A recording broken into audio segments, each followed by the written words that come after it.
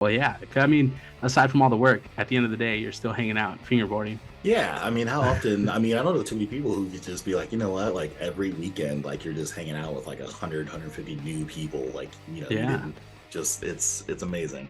Yeah.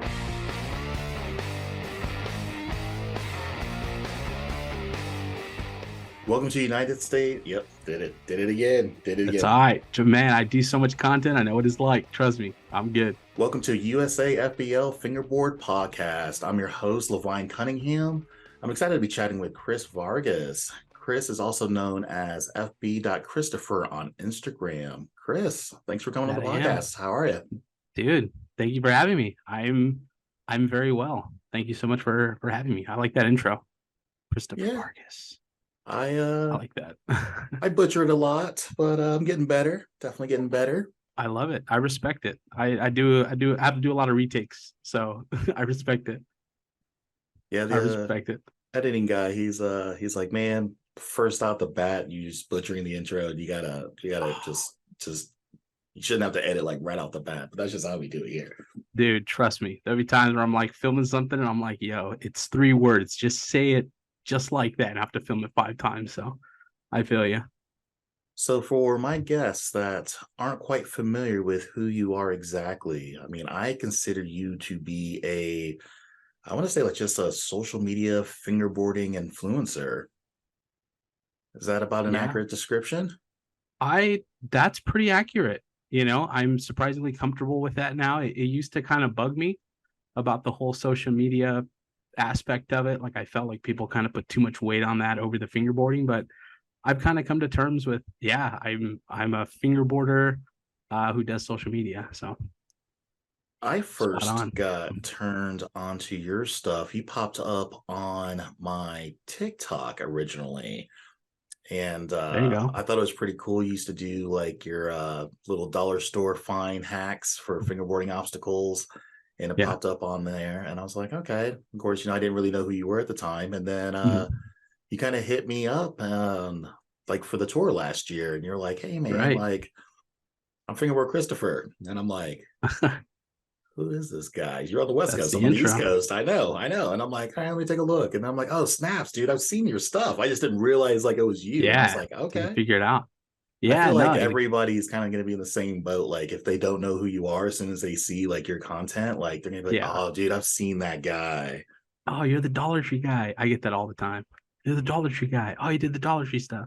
So yeah, no, I the good old For You page. But yeah, man, when I hit you up, I was so hyped that you guys were coming out here. Just I at the time, I haven't been fingerboarding too long. So at the time, um, it was so sick. Like just seeing the tour, seeing all the sponsors, it was wild that you were gonna be so close. And I was just hyped that I can make it out to that one. Yeah, we're fingerboarding summer camp for me is how I always look at it. It's a lot of work, it's a lot of fun. I meet so many people, including people like you, and it's heaven for me for honestly.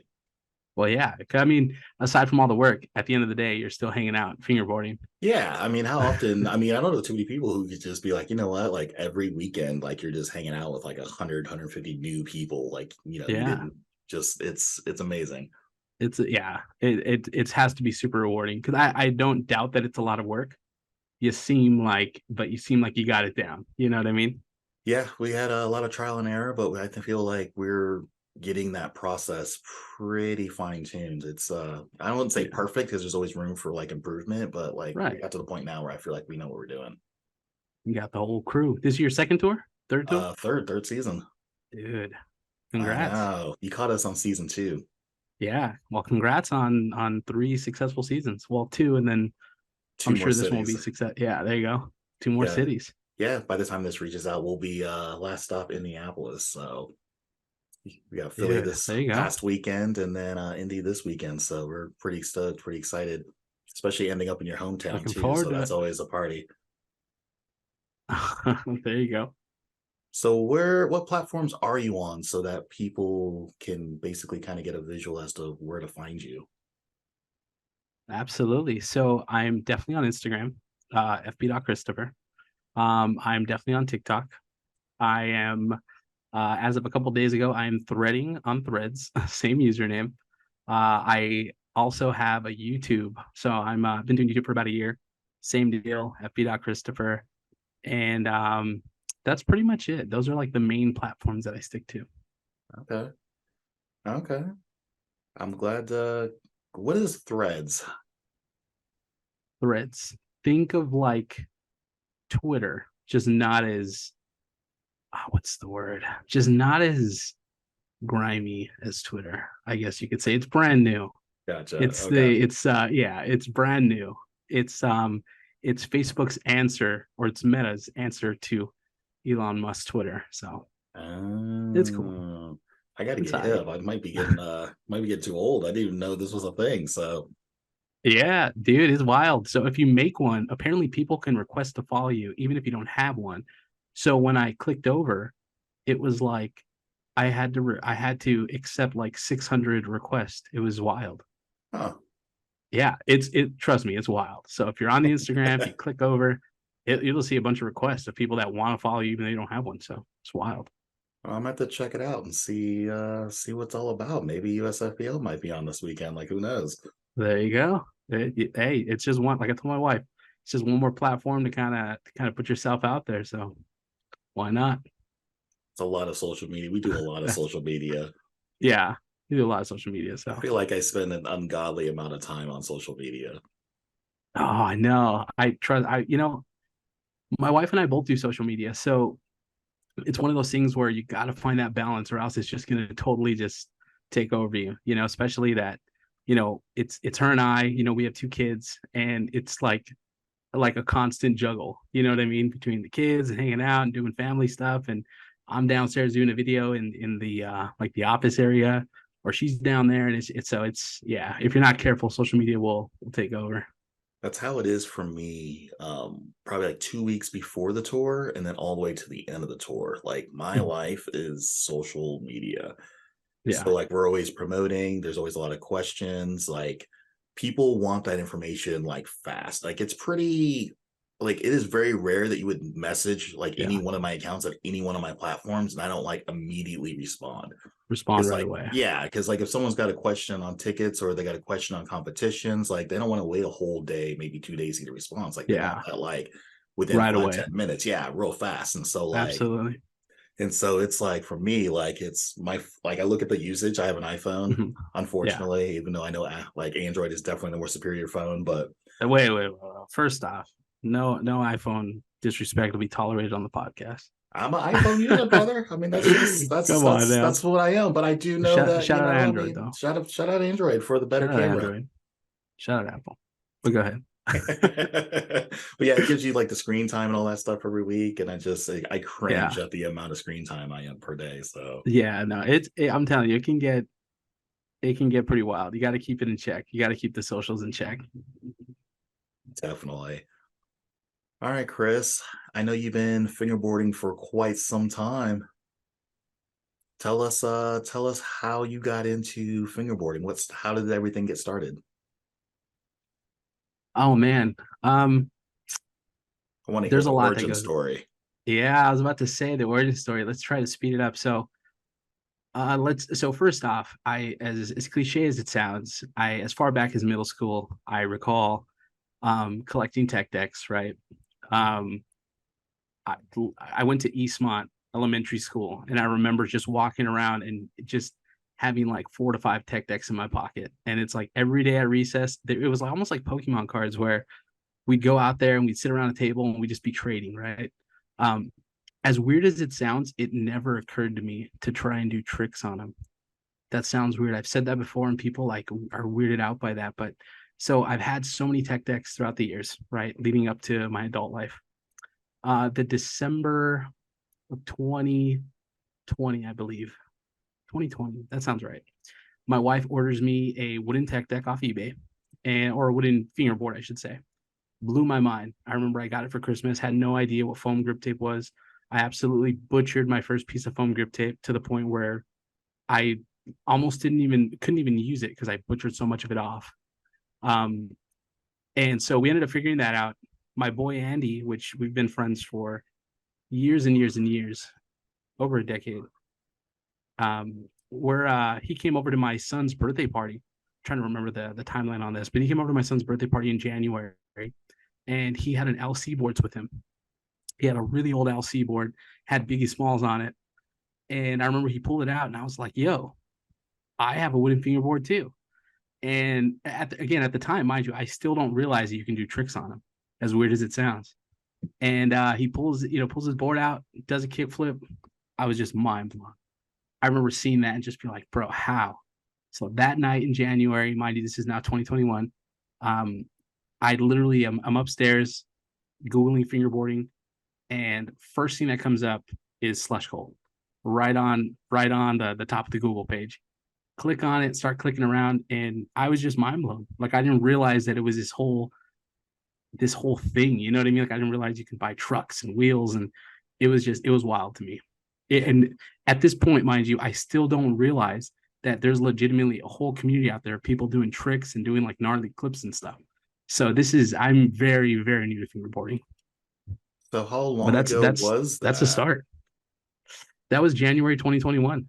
Oh, so you're like recent. Recent, I thought you man. go back even further than that. That's crazy. So you came out, COVID Yeah. basically brought you in. Was that? Yeah, no, Okay. I'm definitely one of the people who kind of picked it up again right as COVID kind of set in. Yeah. So I mean, I have a history with skateboarding when I was younger, tech decks when I was younger, but when it comes to actually like wooden fingerboarding, yeah, man, January 2021, that was the first time that I really had seen somebody do a trick, and it was my friend Andy doing that kickflip, and it just blew my mind. And from there, it was just like I had to get one, had to get more. You know how it is when you get one, you're like, just got to get one more. Just got to get some new That's trucks. where my obsession kind of started as well. I started back in '96, and so this was 2 years Oh, before dude, Tech Deck came out. I'm like way old school, but I had a Mountain dude. Dew like promo board, and it came with a matching plastic quarter pipe. Mhm. And so like we didn't have like internet stuff like that back in the day. Like there was no Instagram, anything like that. And so like I would just roll up on the quarter pipe and kind of do like some lip tricks and then come back down.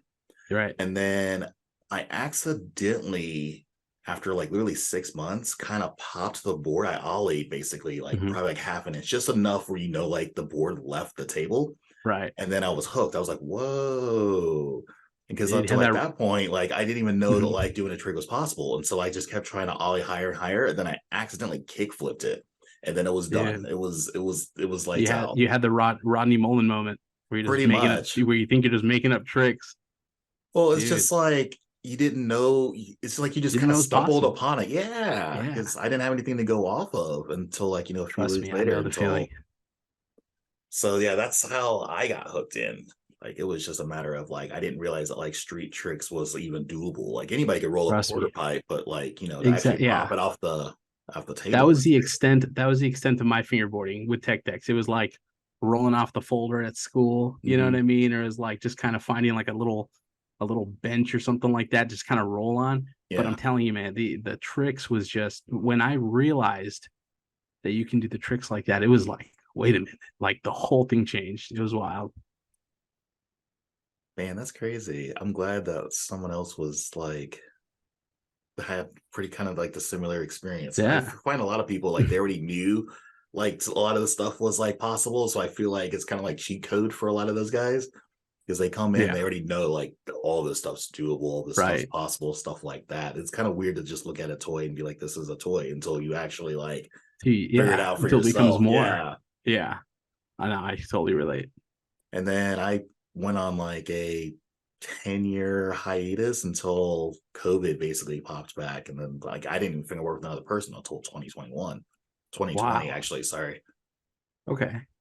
And Dude, so that's that's where wild. the obsession for me started. Like I went to my first event out Mhm. in Milwaukee and in Minneapolis same day. They hosted the Mhm. exact same name meetup. I think it was Midwest meetup. They both Okay. named it the same thing and on the same day. The The only two same day. fingerboarding events. Yeah, it's crazy. And then Dude. the guys out Nostalgia FB with Sin City Sesh had one a few months later. It ended up flying out there. This is COVID rates. And so Mhm. super cheap, went to Vegas. It was a Mhm. pretty cool experience. Brought the wife out and stuff. She was a little bored at the event, but I had a blast. Yeah, there you go. I'm Oh like, once yeah, it's no. done, we're gonna do Vegas stuff. She's like, all right. And you just show up at an event. Yeah. So There you yeah, go. That's one way to dupe them. I know, right? So yeah, I was just out there just trying to get more and more and more, and there's just wasn't a lot of stuff going on. And I'm just like, man, someone's got to do something. And I'm like, I need to be that guy. Yeah. Yeah. No, I honestly, I feel like I can relate to that moment because before fingerboarding, so my wife does social media content as well. And before I was, heavy on fingerboarding, I would assist with her platform. Like I would help make videos. Like we'd go places and I would just kind of be the cameraman, We'd come home and I'd edit a little bit of clips here and there. And I've always just kind of been passionate about doing like just quick content. You know what I mean? When Vine was a thing, I don't want to age myself, but when Vine was a thing, that was huge. That was huge for me. I loved it. You know what I mean? Like it was 6-second videos. You had to get your point across real quick. So that's kind of always stuck with me. And yeah, so I was fingerboarding one day and sitting in the room. My wife comes over and she's like, "Why don't you just make videos about that?" And I was like, "About what?" She's like, "That you fingerboarding." And I remember telling her, "No one wants to see me fingerboarding." And she's like, "I guarantee you people are going to want to see you fingerboarding." And I was like, "Okay, sick." And the next day I posted my first TikTok. That's crazy. Dude, it's wild. So it's that moment where you're like, okay, like I posted that video, I got some likes, got some comments, and I was like, okay, like I don't really see people doing this, and it should be done. Like there should be good content for fingerboarding, so I'm gonna try and do it. Which don't get me wrong, there's others who've come before me, respectively, who've done awesome content, but I was just like, yo, this is at the moment, this is something I feel like I can really excel at. So That's kind of how I feel with the podcast that we're on right now. Like our yeah, podcast, there was like people have done podcasts before, right, but there isn't really anybody who's actively doing podcasts. Mike Snyder just started his up like a month ago, maybe right, a little bit longer. I think we're on right, like almost month 4 now. And so like before we started, I don't think there was really even an active podcast. I think we were pretty much kind of like it. But I was like, right. there should be someone out there, even if they're just out on the mic, just talking smack, like just someone just talking fingerboarding, Just doing it. just Yeah. doing it. Yeah. And I'm like, someone just needs to like just put some sort of content. There's a lot of edits out there for sure. I don't think Mhm. there's ever going to be like A a shortage. shortage of Yeah. edits. Shortage of edits. But like as far as like actual like quality content, I feel like there isn't too many of us out there. And so Yeah. between me, Mike Snyder's got a podcast which is really good. CD Chris Daniels, he's got a YouTube channel I really like and I Yeah. follow. I should Oh, tag it's him in that great. as He's well. great. Yeah. I mean, but otherwise, just a few of us. I mean, like there really isn't too much like actual quality content, especially binge worthy content. Right. Right. And I feel like the content I make kind of plays into that, the whole binge worthy aspect of it because I prefer to make quick content. It was a big change for me to kind of do the vlogs or even like long form content because I gotten so used to uh forcing the videos to be under a minute, finding creative ways to like speed it up and cut it and do the voiceovers. And that's where the whole like talking fast in the videos comes from. Because I was trying to get it done under a minute, or else you couldn't post it on TikTok. When I first started, you couldn't post longer than a minute. And so that's kind of where that comes from. That whole like trying to get it real fast and the talking fast and the fast edit talking. So but yeah, I know what you I mean feel about the that. quality content. Yeah. So tell people where you're out of. What city are you out of? So I am from Whittier, California. So I was born and raised in Montebello, which is just I don't know, a few minutes from here. Went to high school, went to Sure High School. So if anyone's from here, I went to Sure High School. Um, and I spent most of my time like around East LA, Montebello and Whittier. I Man, so yeah, I spent most of my time there. I ended up moving to Vegas when I was, I don't know, like a mid-adult. I don't know if that even is that even a word, mid-adult, but just like a young adult. I moved to Vegas and with Were you my like then, 21, like young adult, or yeah, dude, I'm so bad with dates. That's why I hate to say an age, but well, there's like two yeah, types of Vegas experiences. There's like underage Vegas, and then there's like overage right. Vegas, and so Well, no, so I've never been like a party animal, anything like that, not even in high school. So when I decided to move out there, I because I was in a band for so long. which we're kind of jumping a lot here, but I was in a band for the longest time. So the band kind of started, as much as it started like taking off for a little bit, it kind of started dying down. And at the time, my girlfriend at the time, who's now my wife, we had said, you know what, let's just kind of start over. Let's do our own thing. Cause at that time, it was like Vegas was cheaper than California. And we were kind of trying to get on our feet, but we still wanted to do the band. And we were just like, Vegas sounds like the right idea. So we ended up packing up with some friends and just literally driving to Las Vegas. No, little to no money, no plan on where to stay, just packed up and left. And it ended up working out. We ended up living out there for like 5 or 6 years. We were able to get on our feet, get a place. That's where we got engaged. And then it's like we decided that, you know, we wanted to start a family and raise them in California. So then we moved back to Whittier, and here we are. So there you I go, the fast feel forward like version. it's 50-50 on people who just take leaps of faith like that. Yeah. Yeah. It's people say like it's not the destination, it's the journey, and it Mhm. didn't quite hit me until probably 5 or 6 years ago. Yeah. And I it's mean, just like you're gonna make yeah. all these mistakes and you're gonna look back and you're like, I don't even know, I don't even understand how all this even worked out. Yeah. I mean, it's like what better time to do it than when you're younger, you know, because now I couldn't imagine, you know, I mean, obviously I have two kids, so that makes it tough, but I mean, at the even if without, you know, without having two, you know, two kids, it's like even now, like I couldn't imagine doing something so like spontaneous. You know what I mean? And so, and I got to thank my wife for that because I've always been really cautious, really careful, very like I needed to plan things and organize them.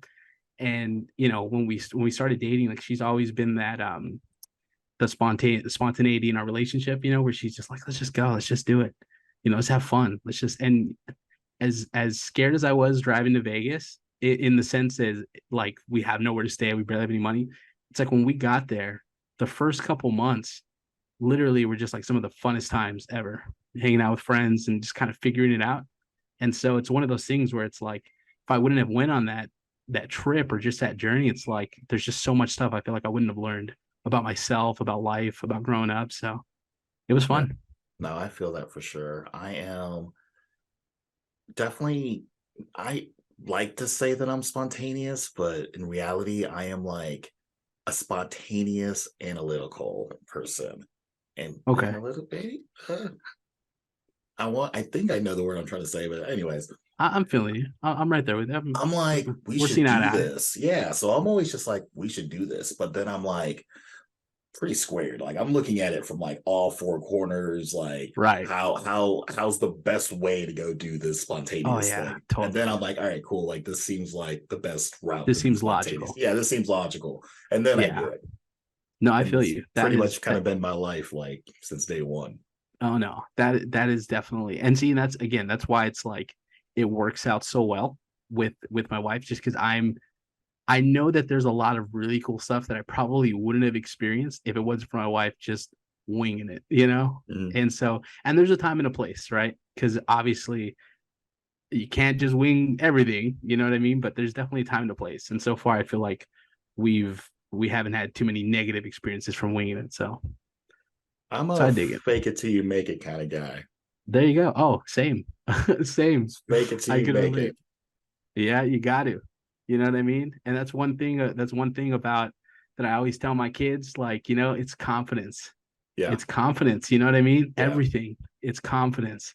You know what I mean? Even when we're doing the band thing for so long, it's like you just carry yourself with confidence and other people they don't even realize what they're realizing, but they're like, yo, what is it about this band or about this person?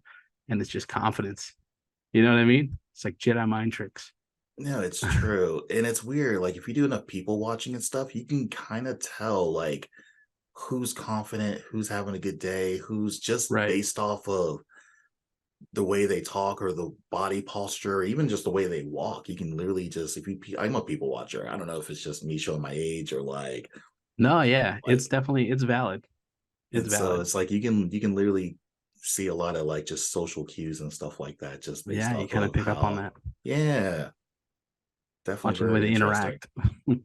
Yeah, has to be a cool little psyche behind that. So Well, you happen to live in an area where, especially when you started back in like 2020, 2021, like where Mhm. fingerboarding was just popping. I mean, Yeah, you are centrally located from what used to be G8 Sessions, Playhouse yeah. Fingerboard Shop, which is still thriving and doing stuff. I'm not quite sure. I haven't been out there in about a year, so I'm not sure what's going on with them. I know Slush Cult's right down the street.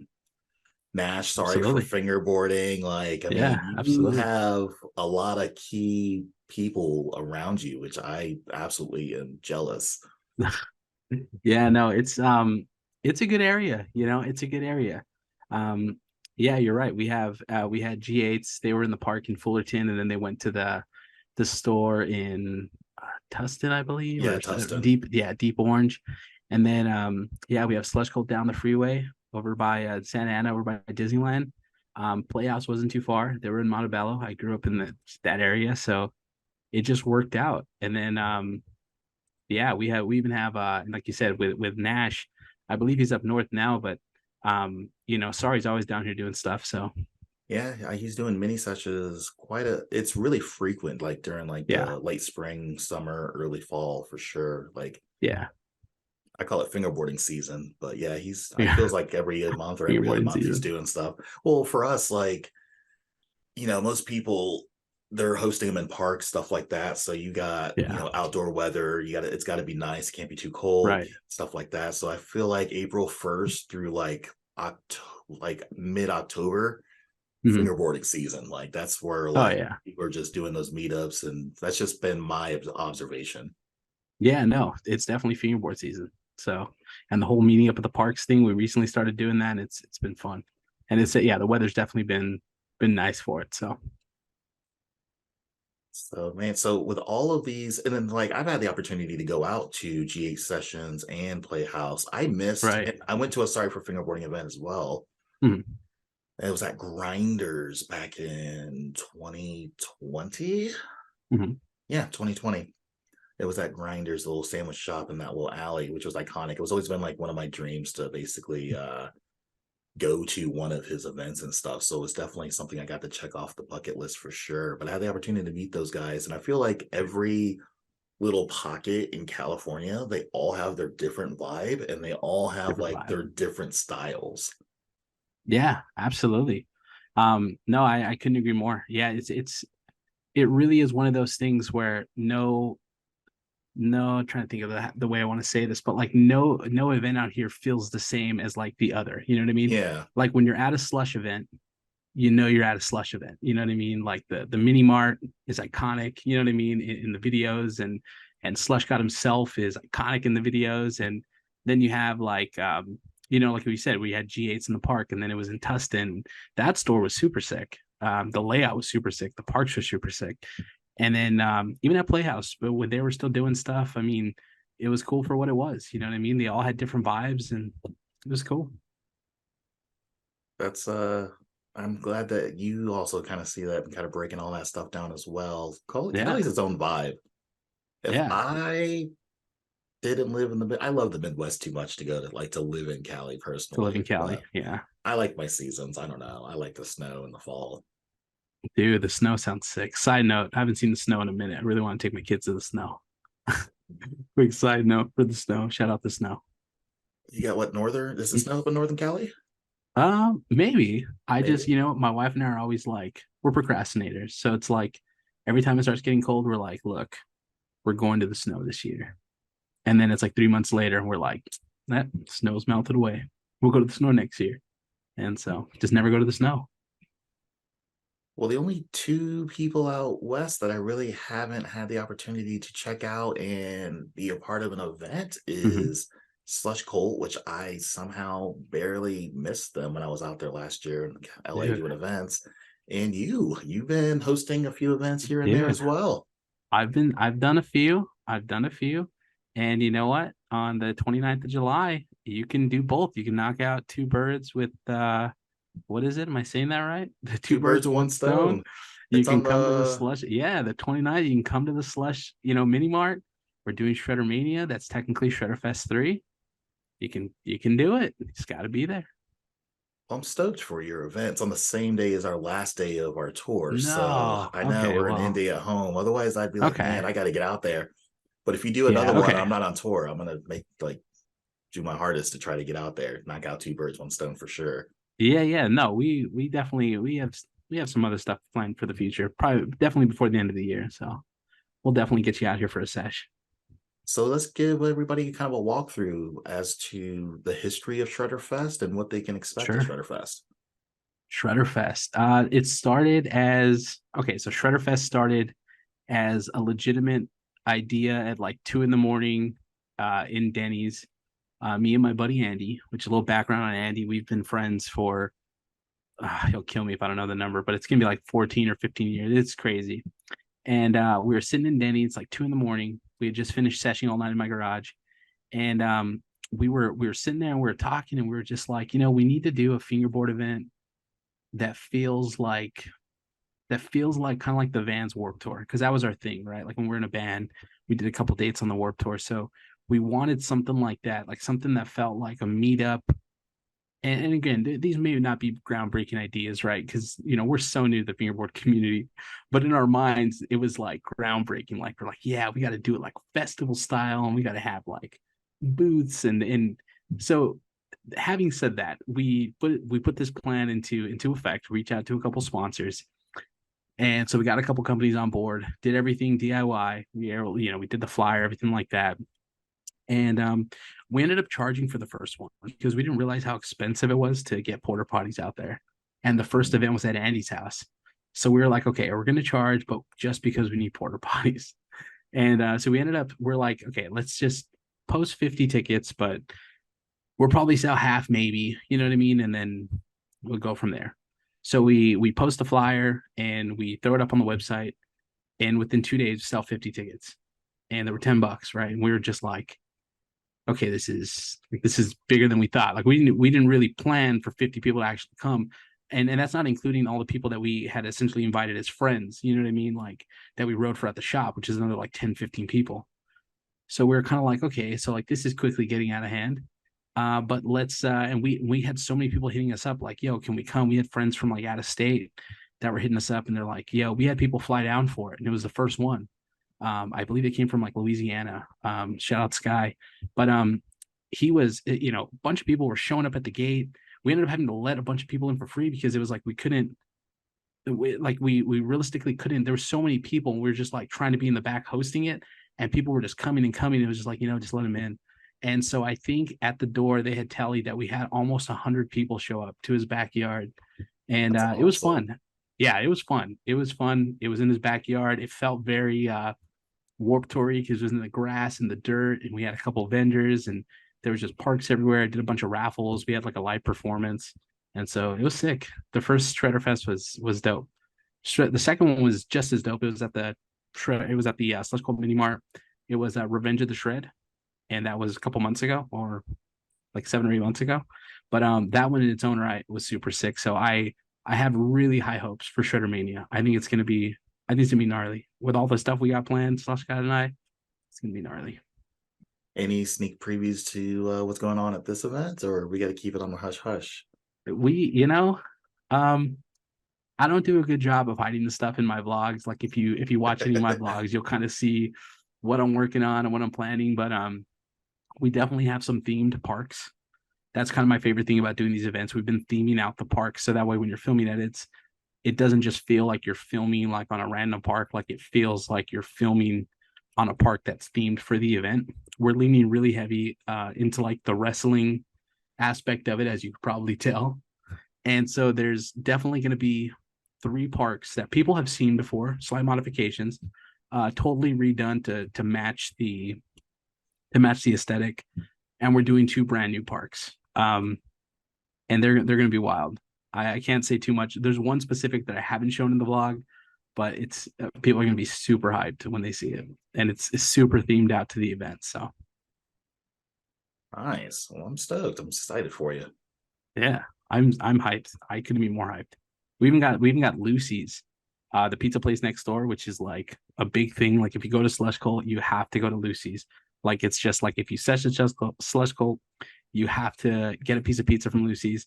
And the last event they did Secret of the Used Pizza, which was essentially like double pepperoni with pesto sauce. And on this one, I won't say what it is. I want people to be stoked. But they did the People's Champ pizzas for this, the People's Champ pizzas for us this time. So I think people are gonna be hyped. Everything's Okay. steamed out. It's gonna be sick. Okay. Okay. Well, I saw the flyer. I saw the look like a kind of like a WrestleMania themed flyer. Yeah, yeah, So who designed this thing? For you guys, I'm gonna definitely put this on the screen. right, I've seen a million flyers because we sponsor a lot of right. events, stuff like that. I've came across a lot of flyers, and your flyer, sir, probably the most baller flyer I've ever seen in my Thank you. entire life. Thank you. I appreciate it. That is, I'm gonna like butcher his name, and I shout out to him. My bad, but I think it's Sia Flip. Sia Flip. Oh, Am I so it saying that is C right? Flip. Yeah, it is C Flip. So It's it is C Flip. Yeah, if you CEA look, Flip. CA Flip. Yeah. So if you look, there's a pair of hands standing in the ring. I believe if you look to the side of one of the fingers, he put his signature there. Plus his logo is on there under the sponsors. But yeah, so I had Mm. reached out to him because I saw him doing a bunch of flyers for Black River, and we just started chit chatting. You know, we're talking back and forth. I ended up running into him at Rendezvous, and super cool dude, super amazing artist, and he's an incredible fingerboarder. I don't know if you've ever seen him fingerboard, I haven't. but All I've seen is dude his is art. His art is dude spectacular. some dude his fingerboarding is chef's kiss. So I hit him up and we were talking about the flyer, and I had told him, I said I wanted a pair of fingers standing over, like the way I described it. He did it so much better, right? Because I just described it as a pair of fingers standing over another pair of fingers in a wrestling ring, and I wanted him to be holding a belt. That was it. And he was like, "All right, I got you." And then maybe like 3 or 4 hours later, he sends me back the first draft of that, where he's holding my pro board in his arm, and then the other board's cracked on the floor, and it just went off. Like it was just incredible. Like we couldn't have. I told him I couldn't have described it better than he made it. So Yeah, I looked at it and I props to was like, him. man, this is baller. This is nice. And it Yeah, gave no, me props C to that dude. vibes too. Like I kind of thought that was Yeah. who it was, but I didn't know that who that was. But I was like, Oh whoever did yeah. this, this is awesome. Oh no, it's incredible. Yeah, shout out to that dude because he totally took my very general idea and totally brought it to life. So shout out that dude.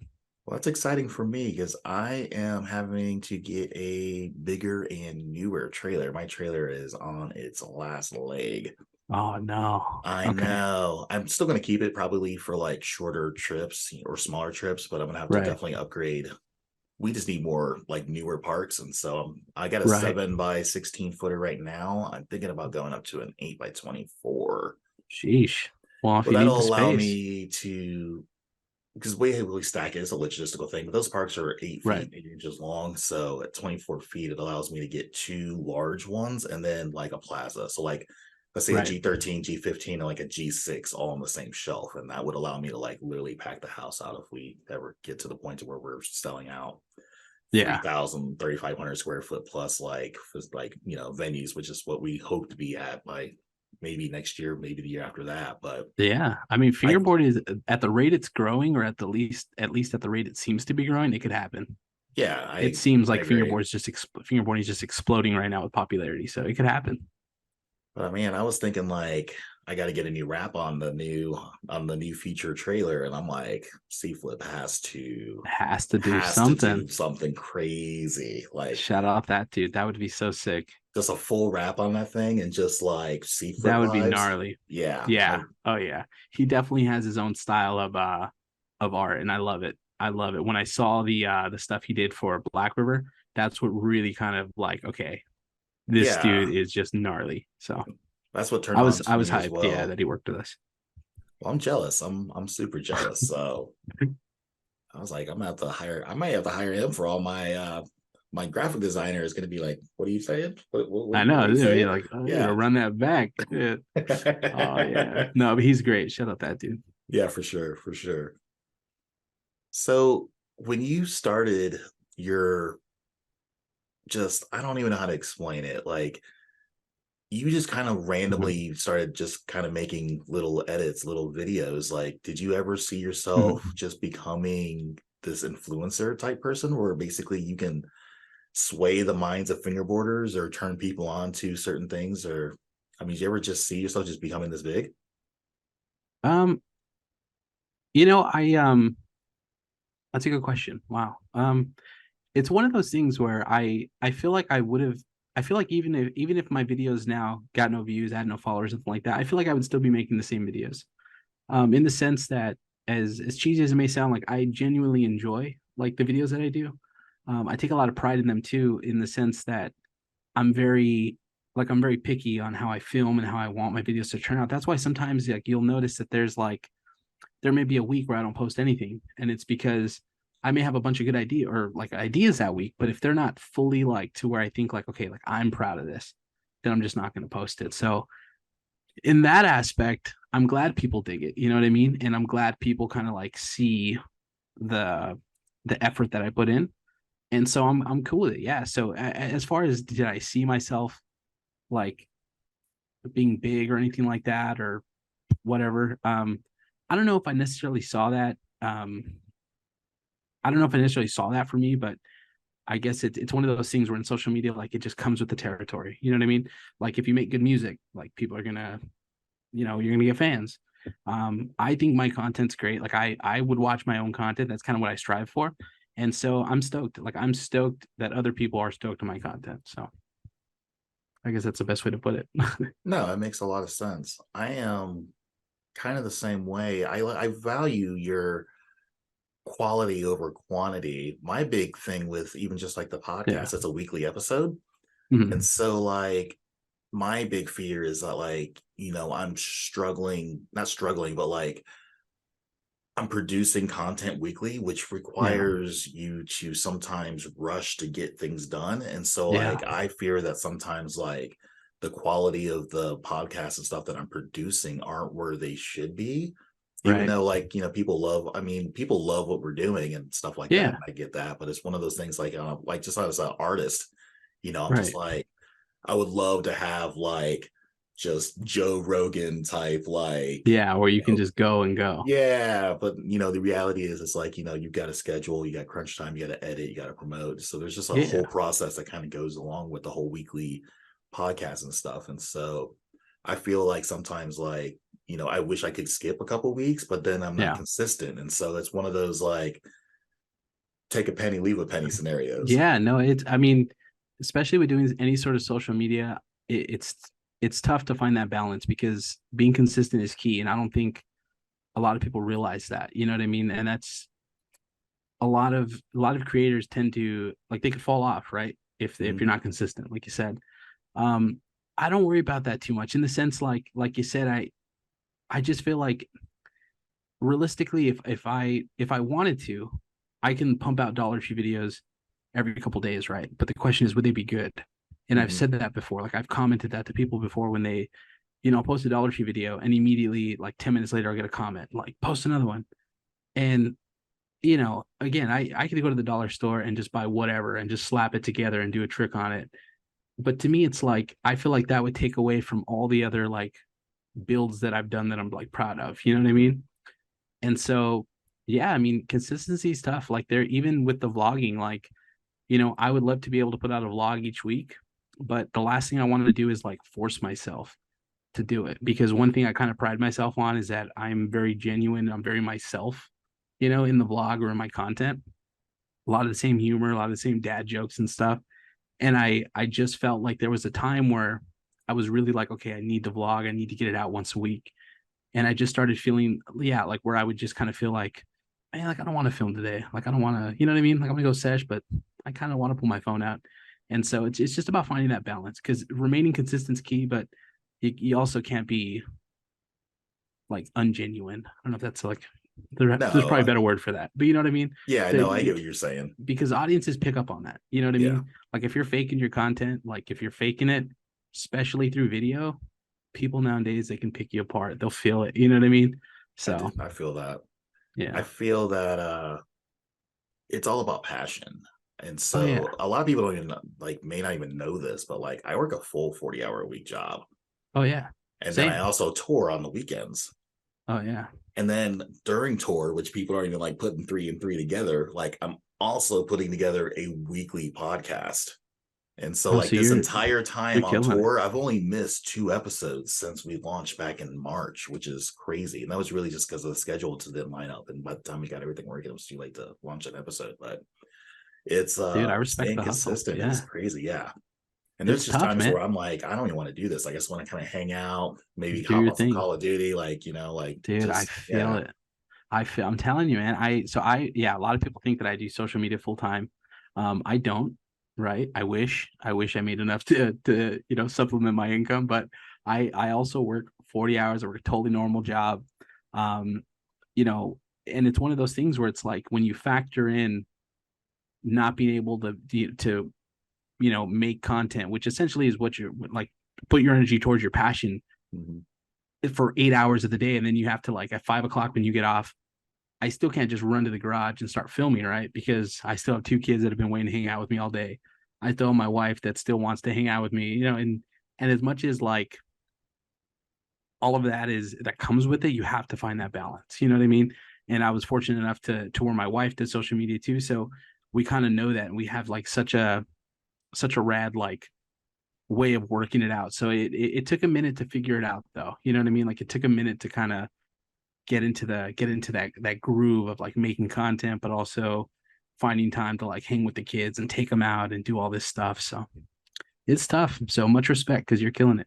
I appreciate that. Appreciate that. So what type of content do you like to produce?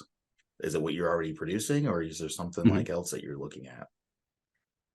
So yeah, so I feel like I really enjoy making all types of content. I know that sounds like not like a pointed answer, right? But it's one of those things where I will just say that I enjoy content, right? I enjoy producing content for people because my pleasure in that is where when other people watch it and they enjoy it or it sparks like interest for them. Some of my favorite messages are from other parents like myself, um, that'll be like, yo, like my kids and I watch the vlogs. My kids and I, just watch, went through and binge watch your Dollar Tree stuff. And they'll send me a picture and they went to the Dollar Tree and bought everything to do a bunch of builds. And I love that. Like that to me is like the best feeling. That's the most rewarding feeling. Having said that, I love doing short form content, right? And that's usually where I focus on my YouTube. What is it? Shorts is what it's called on YouTube or something. So Yeah. shorts. As of recent, for TikTok, I'm kind of on both. Like I'll kind of upload longer content, but I also kind of stay short form. YouTube I've been consistently vlogging, so that's great. So that's like long form content. And then I've kind of hinted at this. I posted it in the vlog, but I haven't done like an official announcement. But I am doing a podcast, and I really want to get it right. So this kind of goes back to the whole not rushing stuff, like taking my time with it. I've had the idea for a minute. I got the name, got the logo, got some guests lined up, got some of the equipment, but it's one of those things where I'm in no rush to like put something out that I'm not totally proud of. I've been working on it for a minute behind the scenes with my buddy Andy and with Clayton from Slush Cult, and it's gonna be sick. So full schedule, full schedule with content. No, I feel that for sure. I don't even consider myself a I mean, before March, for my first episode, like I wasn't even a podcast person. So like Right. I was like, someone just needs to get on the mic and just, just talk smack if it's all, if it's just get content of some sort like Right. out there and kind of see where it kind of takes you and stuff. And so I Yeah. mean, just start it. If you look at like episode 1 in comparison to like episode 5 versus episode Yeah. 15, it's night and day. Like it just gets progressively better. And so like Absolutely. I look back even at like episode 1, episode 2, I'm like, man, I'm kind of embarrassed to even I have this know. on there. It's kind of Yeah. bad, but you have to start somewhere. Yeah, I feel you. You don't know how many times I went back to like vlog one or vlog two or vlog three, and I'm just like, Yeah. and I kind of look back to what I'm doing now, and I've gotten so because I do all the editing and stuff myself. Like I don't have like a team or anything like that. I do all the editing myself. So it's like if I'm not editing a TikTok video, which can go up on like YouTube and Reels for Mhm. Instagram, I'm editing like a long form thing for YouTube. But yeah, now the podcast is going to be something that we're really going to lean into. I'm thinking definitely like 2 uploads a month. I don't want to go too hard as far as weekly. I'm thinking like one full on interview.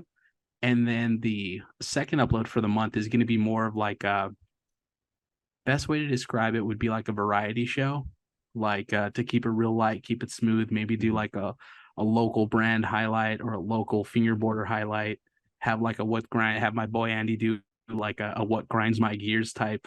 You know what I mean? Nice. So Yeah, it's yeah. like once a month, it's like you get an interview, but then also too, you're gonna get like a 30 minutes, like an hour long, like a variety, just kind of like, maybe we'll have like random people step in, talk about like hot topics in the fingerboard community, touch on, different things that are going on. So, we have a good foundation for it. So it's going to be called the Big Spin Podcast, Okay. and it's going to be sick.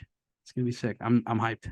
The Big Spin Podcast. I I like that. like it. Yeah, yeah. I like it. Big It's Spin funny Podcast. because like when I started my podcast, the direction I wanted the podcast to go was really similar Mhm. to what you had. I thought it would be more like I'm Right. talking about news, I'm talking about like the new fingerboard drops that are happening and so like I'm like, ah, it's gonna be like pretty cool. And then like I got on the mic and Yeah. like went completely over here. It wasn't even close to even Yeah. being anything like that. And so I Yeah. don't know if that's even something I want to try to adopt or if I want to keep things the same, but I feel like this is me, this is who I am, Mhm. and like I'm just rolling with it.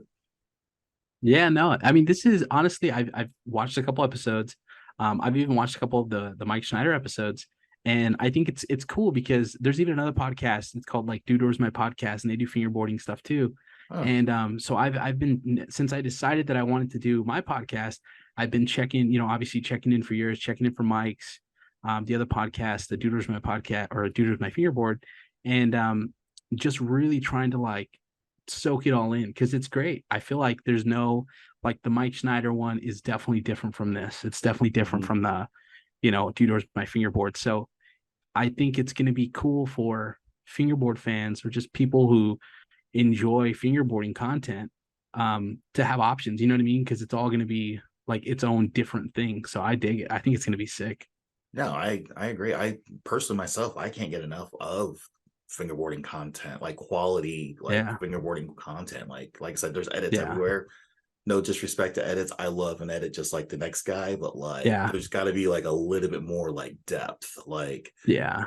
into the content and stuff like that, especially for me to just binge watch. And so, like, you've Yeah. got Mike Snyder's podcast. His stuff is a little more philosophical, which is Yeah. a whole different angle. It's not even anything close to. Yeah. I like to try to get that deep, but I'm like, that's not Right. necessarily who I am. I'm not saying I Right. can't be that guy, but it's cool because like that's who he is, and It's its I'm own like, thing. yeah, it's Yeah. its own thing. And so, like, I feel like my podcast and his podcast can completely just do Mhm. its own things without even remotely stepping on each other's Yeah. toes. Like that's what I love about it. Yeah, no, I get it. Yeah, because see, with Mike's podcast, for someone like myself who's kind of came in late into the game with fingerboarding, it's like you kind of get like a glimpse into like essentially the past. You know what I mean? Like a lot of those Yeah. guys have been fingerboarding for years and years, and there's just so much like knowledge they have in regards to making. I think there was someone on here recently who was making boards and pressing them with tech decks and stuff like that, Hmm. and it's like that's incredible. Like you wouldn't know that, or you couldn't find that story like by scrolling through Instagram. So it's like it's cool that Mike is taking a different route to where you kind of really dig into the people who like essentially kind of paved the way. Yeah. No, So I that's sick. I agree. I love it. Well, I'm excited Yeah. for this. I don't know if you are got like a month or a quarter or even a year that it might come out, Uh-huh. but I'm excited. I'm gonna pen it in as soon Yeah. as I see those announcements. Yeah. It's gonna be coming soon. It was slow moving at first because I really wanted to like make sure that when it launched, it was something that that me myself, I'm my own worst critic. I'm probably like the hardest person on myself, but no, it's definitely to a point where I think people are really gonna enjoy this. I think it really we have some cool guests. It's gonna be sick. So it's gonna be sick. I find it the hardest part for me was like listening and watching yourself. It's kind of surreal. So like Right. after like the first episode, second episode, I'm like, it's still kind of weird to me. Like I still like going back and like watching my own episodes. So it tells me like I'm definitely Right. producing like some pretty good content if you're willing to go back and watch your own stuff. But it's also kind of weird, Yeah. surreal for me to be like, man, that's me. I'm on YouTube. Like that's kind of weird. Like Yeah. it's I guess I have that advantage that I've, doing the vlogs and stuff, but also too, I was in a band for so long and I was the singer and I played guitar. So it was one of those things where it's like, I've kind of already gotten used to that awkwardness of like hearing your own voice in recordings and you know what I mean? So yeah. I feel like that is kind of like works to my advantage a little bit. And in my job, in my like regular 40 hours a week job, all I do is talk to people. You know what I mean? So having a conversation with people just kind of comes easy. So I feel like in that aspect, I feel like it kind of helps out. I'm actually kind of the opposite. I've kind of forced myself to be more of a extrovert, but like Yeah. naturally I'm an introvert. I mean, I'm a financial analyst. I'm basically a really fancy accountant. And so Hey, there like you go. I don't even like even in my workplace, like I might have like 3 conversations a day. Like it's like I Oh, don't dude, I feel yeah, you.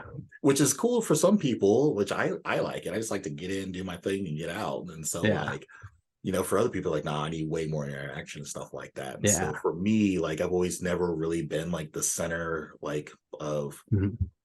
I've never been like the guy that just likes to get the spotlight and stuff like that. And I think anybody Yeah. who's kind of met me is kind of like, yeah, he doesn't really like take credit for really like anything that he's got going on. Like, Yeah. and people are like, oh, you're the USFBL guy. I'm like, yeah, dude, what's going on? Like, I'm never like, oh, Yeah. yeah, Very like, low look at me. key. Like, yeah, very low key. Like, Very low key. I respect it. Yeah. I yeah. honestly it took a while to it took a while to get used to like going places and having people like hey what's up and talk to me and stuff because I was kind of like that where I was very like even till this day it's still kind of a lot at times you know what I mean Hmm. to just meet too many new people all at once Hmm. and I feel like as much as like yeah like I said in my job on a day-to-day basis I can talk to people all day long but we're talking about one specific thing you know what I mean like it's just whatever my job is but yeah no I feel you because my wife will tell you like I struggled with like social anxiety so bad. I remember when I first started fingerboarding and I hadn't gone to any events and the guys from Playhouse Bajan had reached out and was like yo like if you're local you should come down to the shop we have like late night shops with the homies and you should come down and I bailed on them like 2 or 3 times because I was just legitimately just nervous. Like I didn't want to fingerboard in front of people. Like I didn't want to play skate. Like I was like, oh, they're gonna ask me to play skate, and I was just so like just not that person. And so now I think I've kind of come out of my shell a little bit, but believe it or not, it's hard for people to kind of realize that because they see the content. And I'm just so like chipper and talking, but yeah, it took a minute to kind of come out of my shell. So Fingerboarding actually kind of got me out of my shell as well. Like yeah. before the my very first event that I went to in Indy and Milwaukee, like the same day back in like 2020, like I would have never in my life, as long as I've been fingerboarding, ever have I ever fingerboarded in public. Right. Like would never do it. Would the thought would have been like I'd be petrified just like Yeah. just doing it. And like for me now, it's like I don't know if it's because I'm proud of what I'm doing or whatnot, but it's just one of those things like Yeah. it doesn't even phase me. Like I'm like, oh, that's fine. I'm gonna go hit that real quick. I don't even like it could Yeah. be like literally 1,000 people like in the room, and I wouldn't even phase me. I'm like, I'm gonna go hit that real quick. Like my Oh yeah. my wife's all like, hey, like what are you doing? Put that away. Like Oh, I I'll embarrass know. her, but like it You doesn't even know, phase me. I'm telling you, my wife's the same way. I mean, and don't get me wrong, she's super supportive and she loves the fingerboarding stuff, but we'll be in the Dollar Tree and I'll pull up my phone and start vlogging and she'll Nice. just be like, there's people around. And I'm just like, no big deal. Like I could, you know what I mean? So I'm glad that I was able to kind of get over that. Cause yeah, now like, especially with vlogging, I kind of just vlog whatever. Like if I'm going somewhere, I'll just do like a couple clips here and there Hmm. or fingerboarding in public, no issues. You know what I mean? I'll be standing at like ordering food as I'm ordering food, just fingerboarding on the counter. And it just comes natural. So I've kind of let all that go, that awkwardness. So, Sierra, she was our live streamer last year, and she's more of okay. a she's on our tour. She does a lot of like registration, merch, Okay. score timekeeping and stuff like that for us. And she's Uh-huh. a video blogger. And Oh, I mean, that's sick. yeah, well, she'll just video blog like everything. Like she does a lot of like food stuff. And so like we'll go someplace and she'll be like, oh, I'm gonna go try this. The next you know, I turn around, she's like literally vlogging and stuff, just like in the Just vlogging the restaurant or whatever. food. Yeah, Yeah, just in the car or I just love it. wherever. And I'm just like, It becomes second nature. But that's sick yeah, though, I'm because jealous though, because I'm like, I yeah, don't think I could. I mean, I could if I needed to, but I'm just like, just right. seeing her confidence in it, like Yeah. makes inspires me to be like, I could so just be doing random things and just like vlogging the hell out of it. Just vlogging it. Yeah, you gotta have the confidence. So that's sick. So for people that are looking to become a vlogger, like what advice or what tips would you give them? Uh yeah, that's tough. That's tough. Oh, tough in the sense that I'm only on vlog 19, right? So I mean, I'm I would only on say kind of like like we talked. episode 17. I might give you a Right, couple right. tips, you know. Well, so I think it's important to just, at least for me, right? Because everyone's different, right? There's probably people that will give you totally different advice, but at least for me, I would say stay true to yourself. You know what I mean? Because again, I we live in an age where like people can see through like facades on the internet, right? Like we don't live in the age anymore where you can just post like your best edited picture on Instagram and make people believe that's your real life anymore. Like that's just not the landscape of the internet. Now people want content that's real and relatable and raw. You know what I mean? Having said that, I think anyone who wants to start vlogging needs to just not overthink it, because that's my biggest issue when I start vlogging. Sometimes I'll overthink it and I'll say like, oh, like I don't want to, let me not say this or that. But I got into a point where now I kind of think to myself, like, I'm going to make the content I want to make. I'm just going to be authentic as I can. I do share a little bit of my kids in the vlog. I do share a little bit of my wife in the vlog, but for the most part, I just kind of focus on myself and what I'm doing and hanging out with friends and fingerboarding. But I would say just stay consistent, stay true to yourself. Don't overthink it, because making content can become um, become very draining, like mentally, really quick if you kind of let it drag you down. In the sense, like it's not easy, right? Spend all day making a video, upload it, get 3 likes.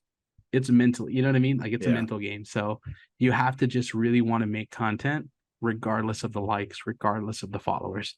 Because if you're doing it for likes and followers and clout and stuff like that, it's not going to work out. You're not going to have a good time.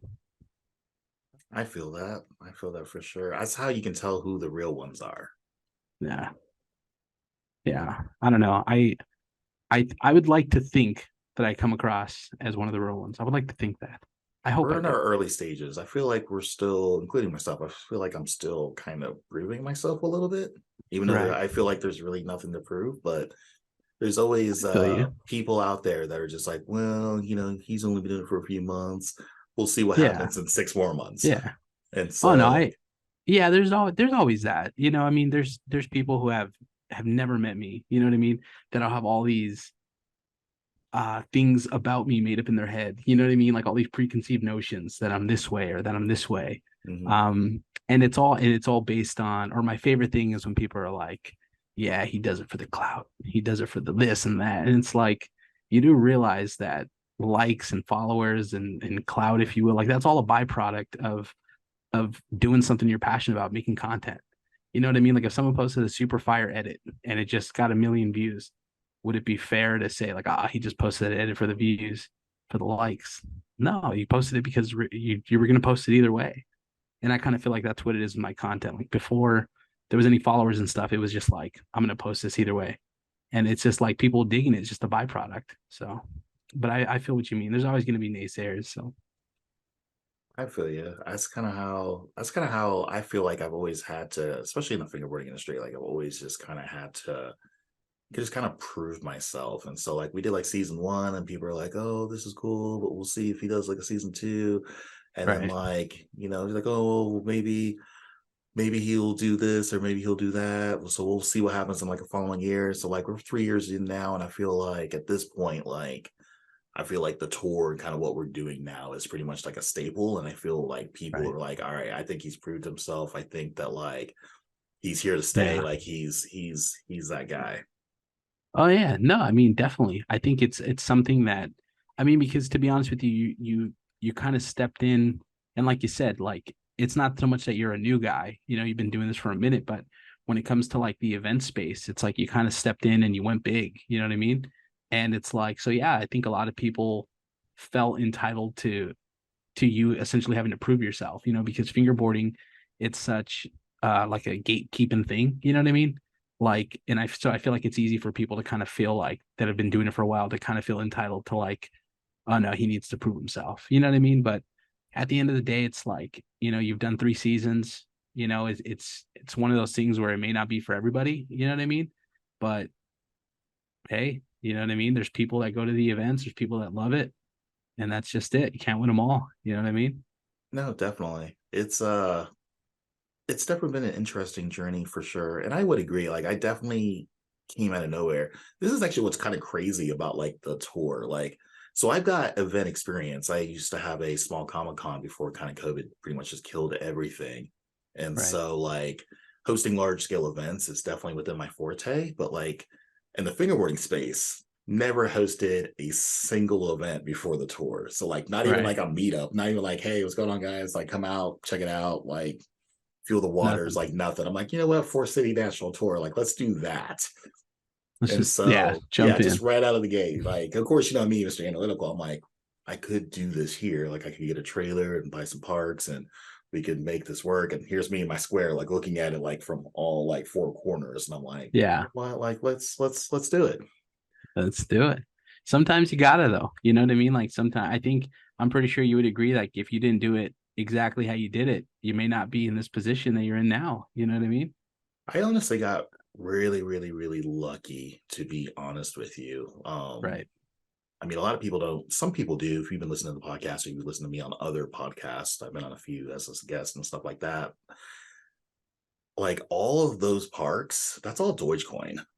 And so, like, I'm an Really? accountant of a day. I was a day trader for 3 years, and so like that's all Dogecoin. So people are like, oh, like, that's where the money came. I got lucky. Like I knew like Doge back in like 2020 was going to do something Right. along with Sheeb and all the other coins, almost everything just exploded. It could have picked pretty much Right. anything and it would have been fine. But like, that's Yeah. all Dogecoin money. Like, I got some friends, they went out and they bought Corvettes and Lambos and Ferraris and stuff. And here's me in Right. a trailer full of parts. So, like, that's what That's I what, did. dude. It's so sick. That's so funny. I definitely didn't buy fingerboard stuff with my Dogecoin winnings, but I definitely made a couple $100 on the old Dogecoin thing. So shout out Dogecoin. And Yeah. speaking of Dogecoin, just shout out to my dog in the back of the clip of the entire Yeah. interview. Just shout out my dog. I know someone's gonna point it out in the comments. That's awesome. Shout out What's my the dog. doggy's name? This is Parker. I don't want to say his name too loud. He's gonna wake up, but his No, name's I hear you. Parker. You know what I mean? So Yeah. we were big. I was a big Spider-Man fan. So Peter Parker, we got him Parker. So Nice. yeah, shout out Very Park. nice. So yeah, like I said, we got lucky. I got lucky. If I wouldn't have placed those trades for whatever reason, I wouldn't even be here. I wouldn't even have the finances to even attempt to even do something like this. And so like we Right. ran into a bunch of money, said F it, let's do it, Let's do it. and rolled with it. And then honestly, if I didn't do the tour during COVID, I don't know if the turnouts would have been big enough for me to entertain doing another season, or at least doing 12 cities like we did. Right. Because we had Right. such huge like turnouts for the season one with the four cities. There's nothing going on. It's COVID, and so like everybody and their grandma came out, and so Right. we did really, really well. I'm like, man, we got to do more of this and go Let's more keep doing places. it. Yeah, that's Yeah. what I was like. I was like, okay, okay. And so we set out. We did 12 cities last year. Visited Montebello, which is where I originally met you for the first time. And so Right. I feel Right. like everything that I've done at this point has been nothing but just strategical. I wouldn't say luck because it wasn't like I was everything I've done, I was Right. trying to do. But I feel like, execution plus luck has led me to Right. this point for sure. Oh, absolutely. Yeah. No, I'm a big believer in like the universe. You know what I mean? Just kind of that everything. You know what I mean? I hate to be all epic, but yeah, it sounds like I truly think that things that are gonna happen are gonna happen. You know what I mean? Um, and I think that's kind of what it sounds like for you. It just kind of lined up. You know Yeah, what I mean? everything just kind of lined up. And I was like, the timing for everything, I like literally hit everything perfectly. And it's just starting to just kind of snowball its way to where we're at now. That was sick. Well, shout out you. Yeah, well, thank Killing you. it. Killing it. I was actually pretty impressed that you reached out to me for the tour. Yeah. You like hit me up. You're like, hey, thinking about going to the Montebello like California event and stuff. I'm want to vlog it and stuff, which I need to find your vlog on that. That's actually pretty Yeah. cool. Like it's you did a really, really good job on that, by the way. Thank you. Yeah, no, yeah, I think when I had reached out to you, because I think at the time you were shopping around for locations, and Bajan had mentioned that they were going to they were going to host it at Playhouse, and I remember thinking to myself like, okay, like this is, I mean, when you're a content creator, you know, you're always thinking content. So in my Mhm. mind, I'm like, this is content, this is content. So I remember I reached out to you, and I was like, okay, worst case scenario, he says no, then I'm gonna get there and have to like just kind of do my thing. But luckily, you were like, "Yeah, come down," and I went down there. And you know what? I wasn't vlogging at the time, so I didn't vlog it. But there is a TikTok that exists. It's like a minute long TikTok, Yeah. just talking about my whole experience there, and it was sick. Honestly, I met a lot of cool people there. Even like you, even yourself and your staff. Um, I think Andy was filming, right? Yeah, he's my So guy. He's yeah, producing like top Black tier River stuff. content. Yeah. Shout Yeah, out to Andy. yeah. Shout out He's to doing Andy. knife. He does knife Yeah, he fingerboards does too, right? knife. Yeah. Shout out to Andy. Shout out knife fingerboards. But yeah, no, it was sick. Honestly, I think the USA FBL, I don't want to butcher the name, but I think the events are sick. They're super fun. Obviously the parks are super cool. Um it's sick. I don't know. I think it's something that I look forward to. I'm kind of bummed you didn't come to the West Coast this time around. I know. I love the West. My problem, I can come out to the West. So people are like, Right. oh, you didn't come out here. It is not that I don't want to come out there. The problem is that I personally finance everything.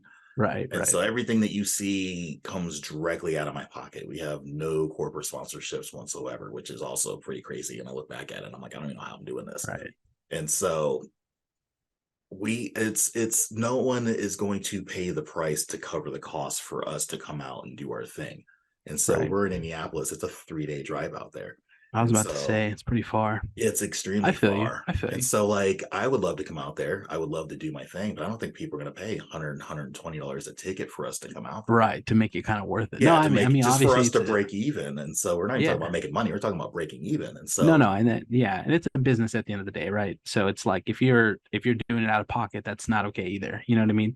Um, you know, no, I definitely understand that. It would be nice to get you back here, but maybe next year, maybe we'll hype it up. while I'm working on some corporate sponsorships, we've been doing big things this year, especially with the international tour going to Canada, stuff like that. And so I feel like All right. we're at a point now where like we have an argument for people to get on board as far as what we're Right. doing, where we're going, how we're doing things, stuff like that. And so I Yeah. plan on trying to at some point come out back west. It's there's a lot of you guys out there, and I feel like the East Coast is having too much fun without you. I know, yeah. It's like we got it all, right? We got Dynamic, we got Slush, we got all these places, but we didn't get the USAFBL tour this year, I so know, I can't win them know. all. You can't win them all. Can't I'm win them working all. on it. Logistically, it's an absolute nightmare. But Absolutely. once I can get over a few of those hurdles, like we'll be back for sure. Yeah, absolutely. Speaking of, I mean, you are a sponsored writer, right? Yeah. So I it feels a little odd to say, but I'm a professional fingerboarder. There you go. Professional fingerboarder. But yeah, I ride for Awful Fingerboards. I dropped my official first pro graphic. So I dropped my like my pro little debut part in I believe it was February. Could be wrong. I might be totally wrong on that. But anyways, I dropped my first Thick Boy graphic. It was like a spoof of the Jamie Foy graphic. Featured Lucy's Pizza by Slush. Um, the artwork was done by Dylan. He kind of just redrew the Bob's Big Boy, you know, and he kind of just changed it up a little bit, added the slush bag, my white bands, my slush hat. So, but yeah, I ride for Awful. Shout out Dylan. I recently announced that I ride for Pyro. So shout out my friends in Pyro. And yeah, I have a couple other things coming up that we're working on, but those are the teams. Nice. I actually got to meet Pyro himself 2 weeks ago in Canada, in Toronto. Oh, there you go. Yeah, he was a vendor, so it was actually awesome to meet them. Yeah, they're good people. Yeah, They're most really good definitely. people. I've never met him in person, but we've had a like working relationship for quite a while now, like on Instagram, and they're Mhm. great. So Well, how did you get a working relationship with Slush Colts? I noticed all your yeah, events are pretty much kind of tag teams with them. So, like, how did that yeah, all become a thing? man. Yeah, with Slush, it's I think I mentioned this at the beginning of the podcast, but my first real experience with um I guess like realizing that there was like mini skate shops, right? That's like a Slush Cult thing. Was when I had Googled fingerboarding. The first thing that came up was Slush Cult, and I remember a couple weeks later, I had purchased one of the side bags for my wife, and I'd ordered a pair of like dynamic trucks or something like that. Um, and then I realized that the mini mart was a thing, right? This is going all the way back to like when I first started fingerboarding. This is maybe June of like 2021, somewhere around there. Um, I had I had went to the mini mart. I'm trying to think when it was. I'm so bad at dates, but at some point after everything kind of opened up again, I went back to the mini mart, and I remember my very first time meeting Slush God or Clayton. I feel weird calling him Slush God, but um, yeah, my first time meeting him, I was super nervous, right? Because I'd only seen Slush Code online, right? It's kind of like meeting a local celebrity. And it was iconic just seshing at the mini mart and seeing the parks in person. And that was maybe my second or third time ever seshing around people, and I don't know, I really just got sucked into just backing the brand. You know what I mean? Like it's one of those things where Slush Cold is such like an iconic like brand, and not just streetwear, but also like with fingerboarding, and it's become just like this major fingerboarding brand that people associate with fingerboarding. And just like the message of like just being an inclusive brand, and just like how passionate Clayton is in regards to like the fingerboard community, like it's inspiring. So as far as me backing the brand, aside from like being really good friends with him, um I back the brand. Like I love it. Like I see the work he puts into it. I see the work he puts in behind the scenes when it comes to doing product launches or events, and just how passionate he is, not just about Slush Cult, but about fingerboarding. And it's sick. So he's kind of like I would describe it as obviously like being one of my best friends, but really just kind of being like a mentor to me. So that's kind of where Slush Cult ties in. No, that's awesome. I actually had the Yeah. opportunity to meet him in April at Rendezvous. I Oh want to say yeah. Rendezvous 33. I didn't know Right. who he was. Like I know like Slush Cold, Right. obviously, but like, Right. you don't ever really see like, the people behind the brands or the Yeah. Instagram and stuff. The Yeah. elusive Slush God. Yeah. So, like I kind of bumped into him and he had a Slush Cold like little deal on, and I was like, Yeah. "You're not the guy who runs social." He's like, "Yeah," and I'm like, "Oh snaps!" I got super excited, like fanboy, like Yeah. I was like, No, "Okay, it's wild. okay." It's an experience. Yeah, no, the elusive slush. And it's funny story is that I rep them so hard that there's legitimately people that mistake us, not necessarily like looks wise, but like they'll meet me in person and they'll say like, "Oh, I love your brand. Check out my slush bag," and Oh, so gotcha, like, or because they'll you call guys me are always slush god. collabing. Yeah. Yeah, they'll call me slush god. And I'm like, no, or like he's gotten the whole like, hey, like FB Chris, can you sign my bag? Or and it's pretty wild, that it's I was telling him, I was telling Clayton a couple weeks ago, it's like a full circle moment. I've had a couple full circle moments in my mind, fingerboarding wise. One specifically is like finding Slush Code online being like the first thing that popped up, to now being a part of like the behind the scenes and kind of, you know what I mean, like the Yeah. whole You're a helping part with of events. history. And Yeah. yeah, dude, it's wild, like to have that moment. And again, Clayton's just like a good dude. And it's not that when it comes to, people ask me all the time about writing for Slush Cult. And I think to myself, like, even if I announce tomorrow I write for Slush Cult, what would change? Right. Because it's like I already backed them so hard. And it's in a sense, like I kind of look at it as it should be more genuine to people that like that I back Slush Cult so hard, because here I am like backing them so hard. I'm not even on the team. You know what I mean? Well, And that's just so love right there. I mean, that's just, yeah, you guys are like two peas in a pod. You guys are both yeah. sharing the same passions, doing your thing, and I love it. Absolutely. No, it's great. Yeah. And like I said, it's one of those things where it's like a mentor deal. You know what I mean? Like he has like a background in like in retail and stuff like that. And aside Mhm. from his backgrounds and like working at like skate shops throughout the years, and now with his background in fingerboarding, he's definitely one of those friends I can go to, not just like on a personal level, but even like with my social media. Like I can come to him, like, if I get a brand deal or something like that, I can kind of go to him and say, hey, like, does this sound good? Or is this like a good deal? Or what should we do about this? And so it's been No, that's awesome to kind awesome. of Yeah. collab with him on a bunch of stuff. So Well, speaking of retail, I mean, I don't even know if a lot of people even know this, but I mean, he is paving the way for fingerboarding companies. I mean, he is in like 70 retailers for right. Zoomies. Oh And yeah. so he's got gear, he's got fingerboards, like he's in like 70 Zoomies, even like the Zoomies like Yeah. down the street from us. Like he's in a couple locations and stuff from here, even out in the Midwest. And so like he has, I mean, I don't know any other fingerboarding company that's like, actually in retail like Yeah. that. I mean, outside of Hot Wheels, Tech stuff like that. But I mean, I'm talking Right. Right. Like legit professionals. fingerboard. Yeah, Yeah. yeah. And No, so I feel like you. he's paving that way where like, we can use Mhm. him as an example as like what has been done and what could be done. And so he's literally just paving the way for himself and for other people as well, which I don't know if a lot of people are Yeah. even like on par with that or not. Yeah. No, I think that and this is just me speaking, like, candidly, but I don't feel like Slush Cult gets a lot of the credit that they deserve as a brand, not just with Clayton, but for putting fingerboarding on the map so hard. You know what I mean? I mean, there's a lot that goes into putting fingerboarding, right? Yeah. There's tons of awesome brands out there, right? We can name 100 different brands that do boards and stuff, and everyone puts on for fingerboarding.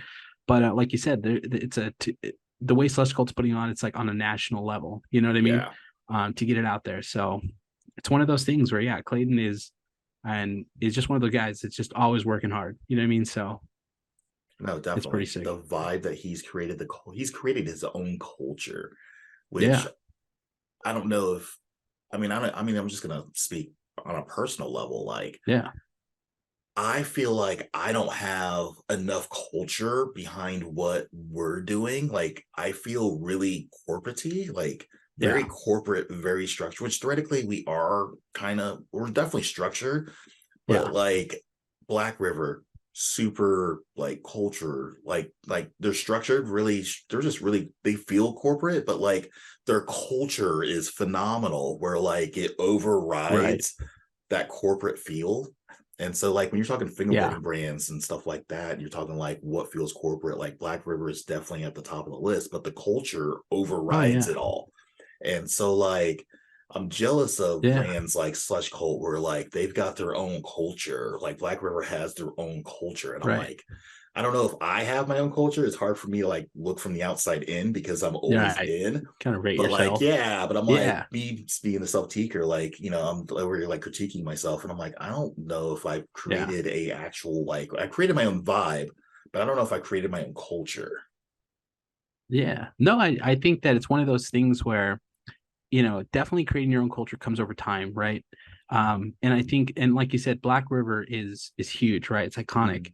And I think what makes the culture really overshadow the whole corporate side of things with them, it's that like fingerboarding, especially to the Black River team, and just that whole that whole vibe. It's just they are just so passionate about fingerboarding, and so it overshadows everything. Like hanging out with Ollie or with Susan, or when we Mhm. did Rendezvous and we're hanging out like at Mike's house and stuff like that. Um, just hanging with those guys, they're just so genuine and they're just so cool.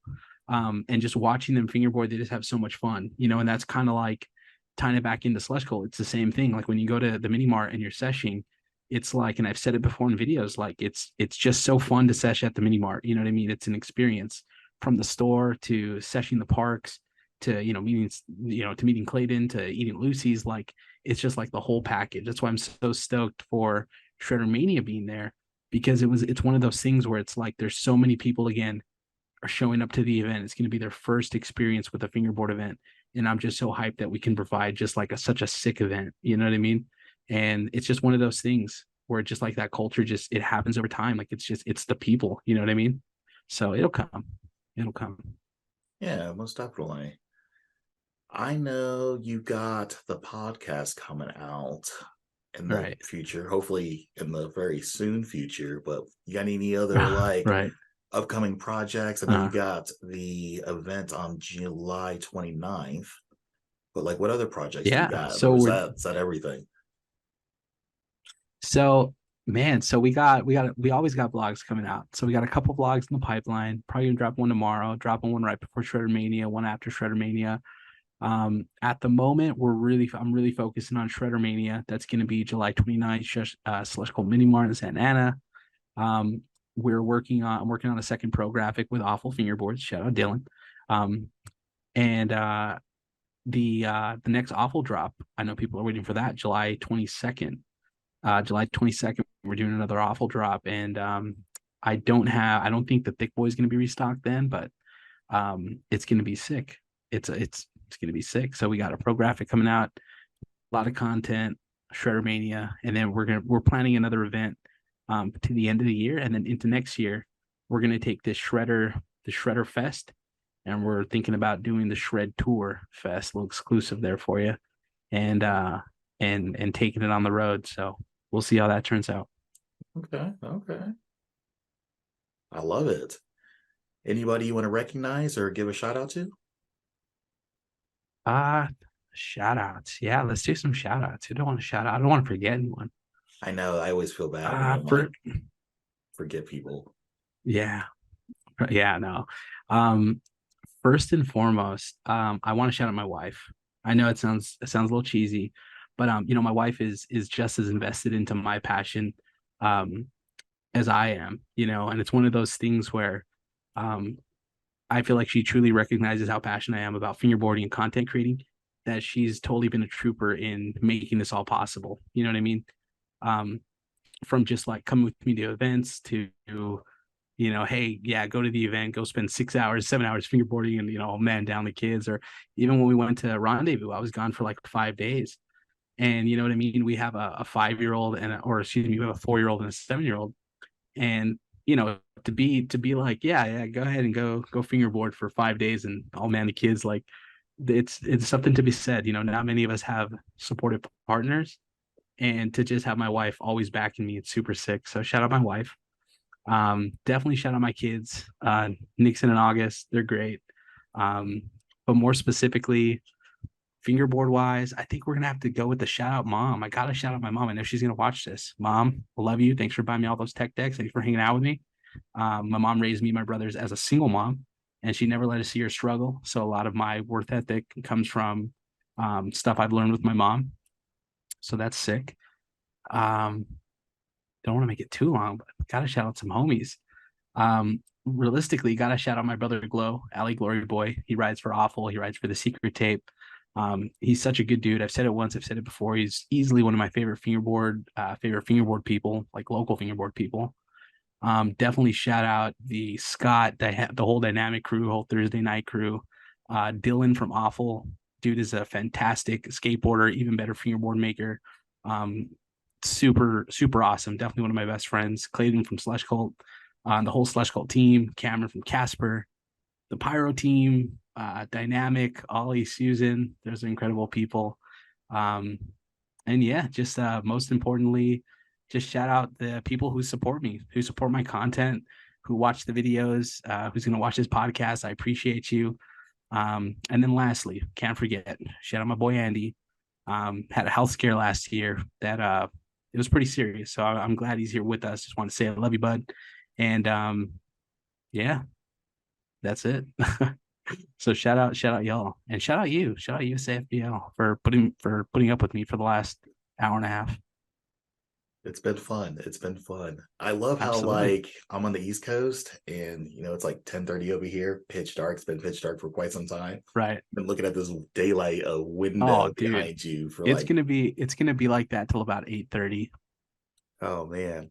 So it's great. It's gonna be like that till. I appreciate you though putting in the work, because I didn't even realize that you're like 3 hours ahead, right? Yeah, we're 3 hours ahead. Dude, I appreciate you. Yeah, I no worries, appreciate you. man. It was This is what fun. I love. I love doing this. Absolutely. It was fun, man. Seriously, thank you so much. It was cool. I've wanted to do a podcast for a minute, just to kind of see what it was like, just to kind of put myself in the hot seat. And Dude, you're a this was fun. natural. Thank you. Yeah, you're a Thank you. natural. So I'm excited for your podcast to come out for sure. Thank you. Well, dude, it was a pleasure. Anytime, You need me to come back anytime you just want me to pop in and have a chat with you, let me know. I'm Yeah, down. definitely. And you know Let's what? do it. Maybe we got to reverse this. Maybe you need to be on the big spin soon. I would love that. I'd be honored. There we go. We'll turn the tables. I'm going to be asking you. Hit me So, up like episode 4 or 5 at yeah, least. right. Once we work out all the kinks, Yeah, yeah, once yeah. we work out the kinks. All right. Sounds good. All All right. I right, got you on an perfect. interview. Perfect. You heard it here first. I'm gonna be on Big Spin. The big spin, couple episodes in. So, all Definitely. right, buddy. I appreciate you so much. Seriously. Thank you. Thank you. Thank you. Thank you, fingerboarding. So before we sign off, Chris, where Yeah. can people find you? How can they get in contact with you?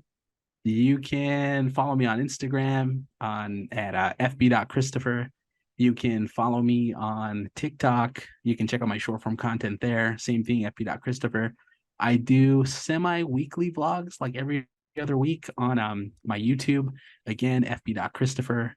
And yeah, if you were trying to get a hold of me as far as to talk to me, best place to do that is Instagram. Send me a message. I'll respond when I can. All right. Well, thank you, Chris. It's been an absolute pleasure. Thanks for coming on the show. Absolutely. Thanks for having me. See ya. All right. Till next time. See you, dude. Appreciate you.